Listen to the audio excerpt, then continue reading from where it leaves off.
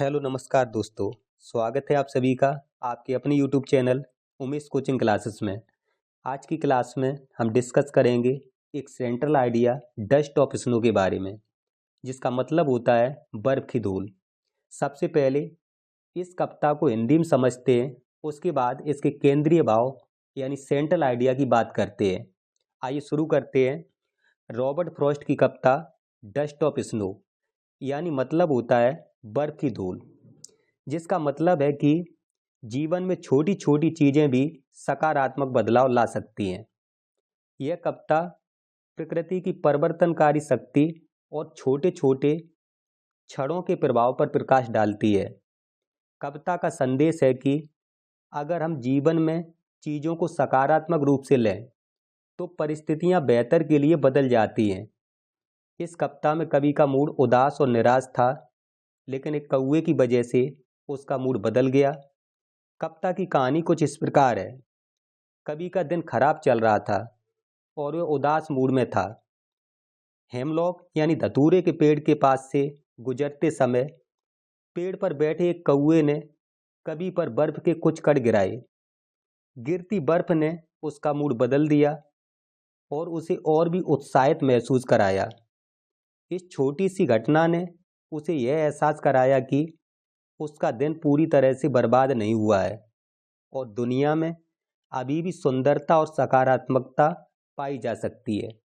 आइए अब इस कविता का इंग्लिश में केंद्रीय भाव समझते हैं, यानी डस्ट ऑफ स्नो का सेंट्रल आइडिया समझते हैं। आइए शुरू करते हैं।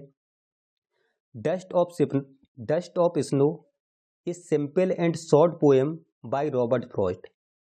इसका मतलब डस्ट ऑफ स्नो एक साधारण और संक्षिप्त कविता है, रॉबर्ट फ्रॉस्ट द्वारा रचित। यानी रॉबर्ट फ्रॉस्ट की साधारण और लघु कविता है dust of snow. It has a deeper and larger meaning. इसका गहन और बड़ा अर्थ है। It has a deeper and larger meaning. The poet has mentioned the crow and the hemlock tree. कवि ने कौवे और धतूरे के वृक्ष का जिक्र किया है। मेंशन का मतलब होता है जिक्र करना, जिक्र किया है। The poet has explained how an act as petty as experiencing snow on one's body can brighten one's day up. इसका मतलब है कि किस प्रकार से बर्फ की अनुभूति जैसा तुच्छ कार्य किसी के दिन को प्रसन्नता से प्रकाशित कर सकता है। The poet has explained how an act as pity as experiencing snow on one's body can brighten one's day up. The message of the poem is put in following word by the poet. यानी कविता का संदेश निम्न line के द्वारा कवि ने स्पष्ट किया है, जो कि लाइन है always always a larger significance, जिसका मतलब है हमेशा हमेशा एक अधिक महत्वपूर्ण होता है। एक बार फिर से समझेंगे। Always always a larger significance यानी हमेशा हमेशा एक अधिक महत्वपूर्ण होता है। A little thing touches a larger thing. एक छोटी सी चीज अधिक विशाल चीजों को स्पर्श करती है। ये इस कविता का अर्थ है। तो एक बार फिर से इस कविता की स्टडी करेंगे। Central idea dust of snow is a simple and short poem by Robert Frost. It has a deeper and larger meaning. The poet has mentioned the crow and the hemlock tree.